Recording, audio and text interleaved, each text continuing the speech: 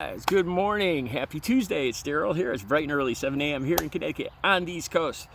I got so much I want to talk to you guys about today. In this first video, I need to talk about this video from New Jersey, 45-year-old Edward Cagney Matthews, I believe his name is, Caucasian man who acted badly, that's to put it lightly. He was antagonizing, harassing, confronting an African-American man who did nothing to deserve it. And it was all caught on video. And more than that, this story is still going on right now, in case you're living under a rock and you haven't heard this yet. During this video, he realized he was being filmed, and like a complete moron, he said, "If you want to know what I'm about, here's my address, blah, blah, blah, blah, blah." And this video's gone viral. And of course, last thing I knew, I think the number was about 13,000 people showed up at his front door. It's creating all sorts of a situation. I think the police finally took him away.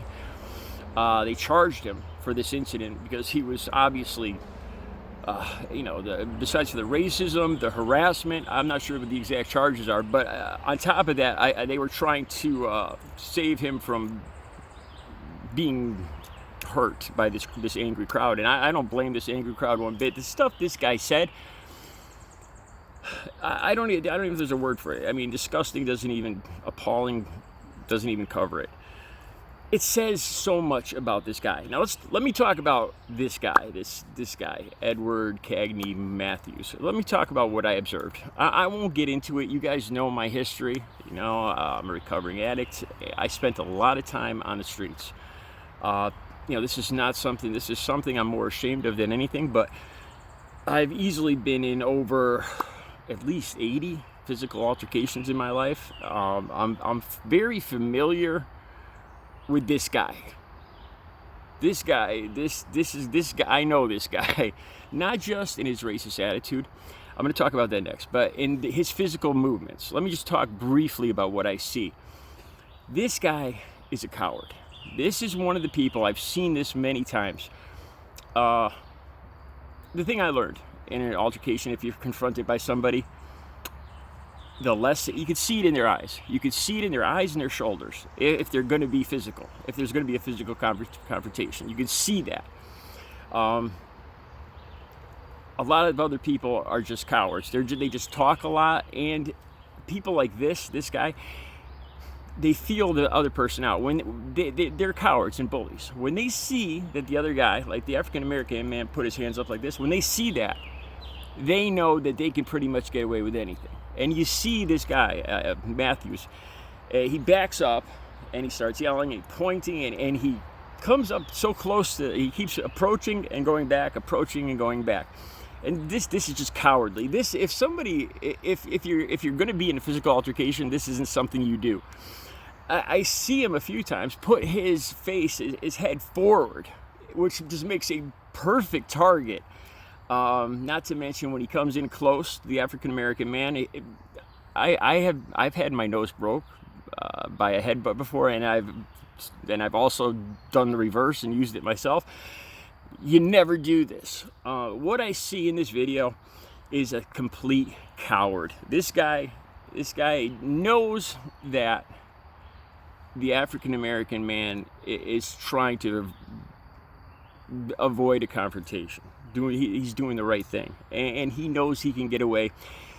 He's angry. He feels badly about himself. He's mad at the world, and he sees this instance where he can bully and take it out and blame this African-American man. That's what I see in this video. He's a coward, plain and simple. He's a scared coward. And I could see that throughout this whole video. He's taking advantage of the fact that he's fairly confident that he's not going to get hit, that he's not going to have any consequences for acting like he's acting.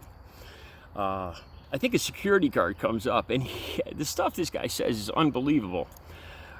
All right, now let's talk about the racist side of this. Like I said, I've seen this guy hundreds of times throughout my life. People I went to school with, people around town, I've said this before in videos. Now, not all people are like this. I think there's probably there's people of all races that have racist thoughts. It's not just white people, it's not just Caucasian or whatever. And not all Caucasian people are racist. But I've seen this guy before. Like I've said in another video, back in 2016, when Trump first became president, I repeatedly had people I went to school with talking differently. I could see it on Facebook. They're like, well, now we can say this. Now we can do it. We could let it out. We could let it all hang out. And, these are the same guys that will say there's no racism. I got a black friend.